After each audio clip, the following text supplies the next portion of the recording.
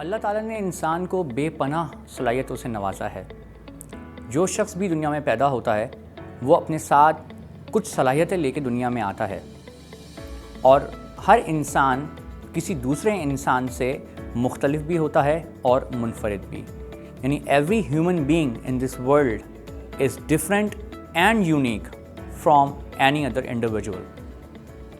یعنی کچھ صلاحیتیں انسان میں ایسی ہوتی ہیں جو کہ صرف اس کے لیے مخصوص ہوتی ہیں، اور کچھ صلاحیتیں ایسی ہوتی ہیں جو کہ عمومی طور پہ تمام انسانوں میں پائی جاتی ہیں۔ ویسے تو پورا معاشرہ ہی انسان کی شخصیت پہ اثر انداز ہوتا ہے، لیکن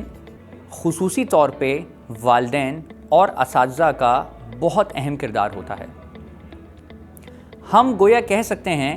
کہ کسی بھی انسان کی شخصیت کو بنانے یا بگاڑنے میں اس کے والدین اور اساتذہ بہت اہم کردار ادا کرتے ہیں۔ آج جس موضوع پہ ہم بات کرنے جا رہے ہیں اس موضوع کو ہم چائلڈ ڈیولپمنٹ یا بچے کی نشو و نما کہتے ہیں۔ یہ موضوع بیک وقت اساتذہ اور والدین کے لیے بہت اہم ہے۔ آپ یہ سوچ سکتے ہیں کہ ایک ٹیچر جو کہ انگلش، میتھس، اردو یا سائنس پڑھاتا ہے، اس کے لیے بچوں کی نفسیات کے بارے میں جاننا، ان کی نشو و نما کے بارے میں جاننا کیوں ضروری ہے؟ تو اس کا جواب یہ ہے کہ جس طرح کوئی بھی شخص جو کہ کسی خاص مٹیریل پہ کام کرتا ہے،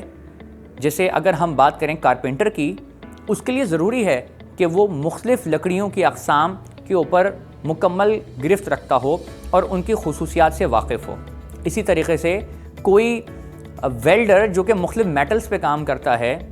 یا کوئی لوہار جس کا کام مختلف میٹلز پہ کام کرنا ہے، اس کو یہ بھی معلوم ہونا چاہیے کہ جو مختلف دھاتیں ہوتی ہیں، مختلف میٹلز ہوتے ہیں لائک آئرن، کاپر، سلور، ان کی کیا پراپرٹیز ہیں۔ اسی طریقے سے اگر ہم بات کریں کسی کسان کی، تو اس کو یہ ضروری ہے کہ اس کو پتہ ہو کہ مٹی کی کون کون سی اقسام ہیں اور کون سی فصل کے لیے کس طرح کی مٹی اور کس طرح کی کھاد استعمال کی جاتی ہے۔ حالانکہ اس کا مقصد اس میں فصل لگانا اور اس سے پھل حاصل کرنا ضرور ہے، لیکن اس مٹیریل کو جس میں وہ نشو و نما پائے گا، اس کے بارے میں بھی، اس کی خصوصیات کو جاننا بھی بہت اہم ہے۔ اسی طریقے سے اساتذہ اور والدین کے لیے